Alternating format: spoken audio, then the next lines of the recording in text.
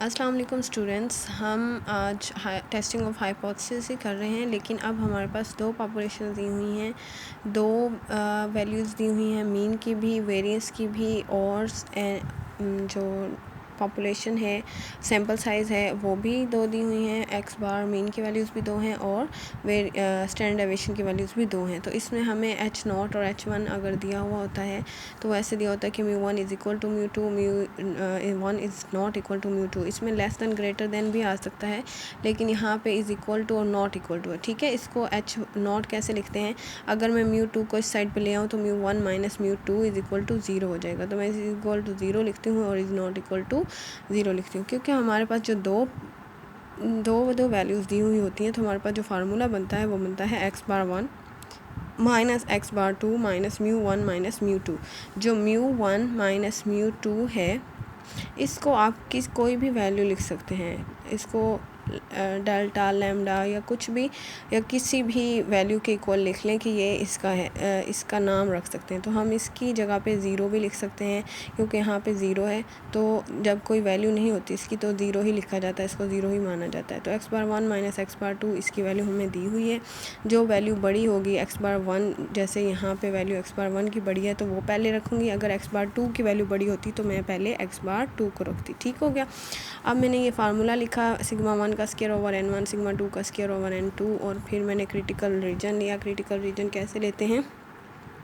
ये two tail test है। Two tail test में होता है कि हम टू पे डिवाइड करते हैं अल्फ़ा को। मैंने अल्फ़ा की वैल्यू 0.05 ली है और मैंने इसको टू पे डिवाइड किया है। फिर इसको टेबल में देखा और मेरे पास 1.960 आ गया।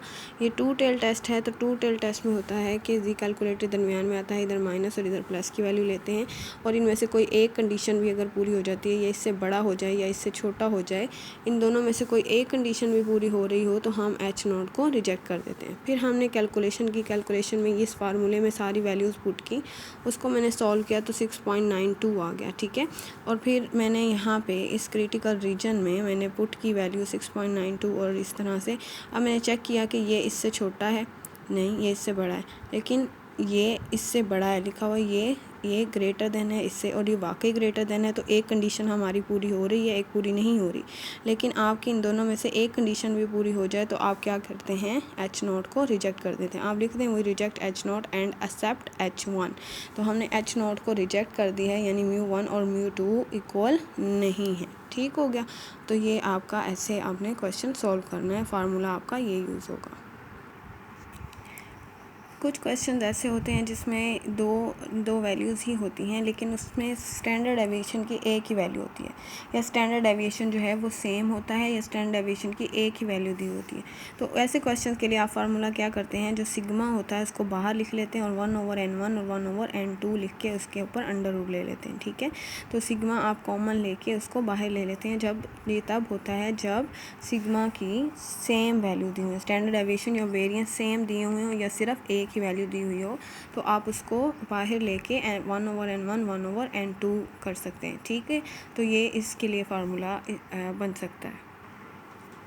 अगर हमारे पास स्टैंडर्ड डेविएशन से पॉपुलेशन का स्टैंडर्ड डेविएशन नहीं दिया होता, लेकिन हमारे पास S1 और इस तरह से वैल्यू दी होती हैं, तो ये भी वेरिएंस ही होता है। आपने क्या करना है कि S1 का स्क्वायर S2 का स्क्वायर हेड जो है वो उसको कर लेना है। अगर ये नहीं दिया हुआ, आपको S1 हेड जो है वो निकालना पड़ना है, तो वो आप कैसे निकालते हैं? Sum of x minus X बार का स्क्वायर ओवर n-1 करके ये आप इसका वेरिएंस निकाल लेते हैं, और इस पर अंडर रूट ले लेंगे तो S1 सिर्फ आएगा, और अगर इस पर स्क्वायर है तो यहाँ पे भी स्क्वायर रहेगा, और ये इसके ऊपर अगर अंडर रूट नहीं लेते तो फिर ये वेरिएंस है, अगर अंडर रूट ले लेते हैं तो फिर वो स्टैंडर्ड डेविएशन हो जाता है।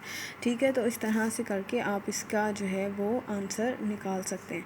तो इस आपको मैंने ये फार्मूलाज पहले भी लिखवाए थे, एक दो फार्मूलाज एस को फाइंड करने के।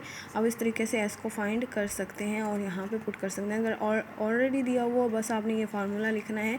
अगर एस की वैल्यूज़ दी हुई हैं, लिखा हुआ है कि S1 का स्क्वायर S2 का स्क्वायर, तो आपने यहाँ पे S1 और S2 ही लिखना, फिर सिग्मा नहीं लिखना। ठीक है जी बेटा, अगर आपको टी डिस्ट्रीब्यूशन के साथ काम करना पड़े कि आपके पास जो है n1 और n2 जो है वो 30 से लेस हो जाए और आपके पास सिग्मा की वैल्यू भी अननोन हो, तो आप टी डिस्ट्रीब्यूशन यूज़ करते हैं। ठीक है, अब आपके पास फॉर एग्ज़ाम्पल दो पॉपुलेशन दी हुई हैं, आपके पास दो एक्स बार, दो म्यू, दो n1 दिए हुए हैं, लेकिन एस पी की जो सिग्मा स्केयर है उसकी वैल्यू नहीं दी हुई।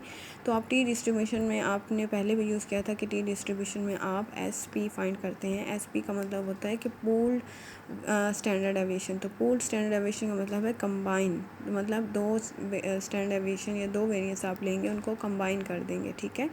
तो हमारे पास क्या है, अगर देखें, अगर आपके पास हो अगर आपके पास μ1 ग्रेटर दैन इक्वल टू μ2 हो और ये μ1 लेस देन μ2 हो, तो आप ये फार्मूला लगाएंगे x bar 1 minus x bar 2। यहाँ μ1 है तो यहाँ भी x बार 1 आएगा, यहाँ μ2 है तो यहाँ x बार 2 आएगा। अगर ये इस तरह की कंडीशन हो कि μ2 ग्रेटर दैन इक्वल टू, तो आप इसको थोड़ा सा उल्ट कर देंगे कि यहाँ फिर x बार 1 पहले लिखा हुआ है तो यहाँ x बार 2 लिख देंगे।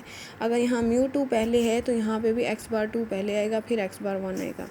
और अगर यहाँ पे μ1 पहले है तो यहाँ पे भी x बार 1 पहले आएगा, फिर x बार 2 आएगा, ठीक है।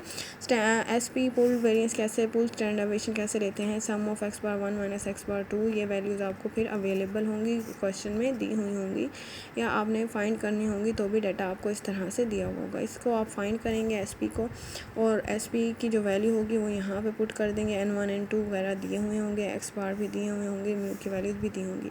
इसके क्रिटिकल रीजन में थोड़ा सा फ़र्क है कि क्रिटिकल रीजन में आप डिग्री ऑफ फ्रीडम भी फाइंड करते हैं। वो कैसे करते हैं, n1 n2 माइनस 2 जैसे है, यहाँ पे भी n1 n2 माइनस 2 करेंगे तो आपके पास डिग्री ऑफ फ्रीडम आ जाएगी। टी वी अल्फ़ा को हम टेबल की वैल्यू ऐसे देखते हैं, ये आपको पहले मैंने सिखाया हुआ है, टेबल देखना, टी का वैल्यू ले लेंगे और आपने इस H1 को देखते हुए क्रिटिकल रीजन बनाना है कि T calculated value less than होनी चाहिए टी टेबुलेटेड वैल्यू से।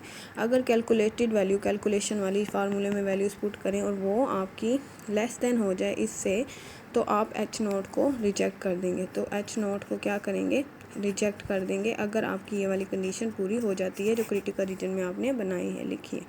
तो बस इतना सा फ़र्क है, इसमें बस एस पी आ जाता है और डिग्री ऑफ फ्रीडम आता है, और इसका कोई भी फ़र्क नहीं है, ठीक है। तो आपको अगर n1 n2 दोनों लेस दैन 30 हों और वेरिएंस अननोन हो, तो आप क्या करते हैं, टी डिस्ट्रीब्यूशन यूज़ करते हैं और टी का टेबल यूज़ करते हैं।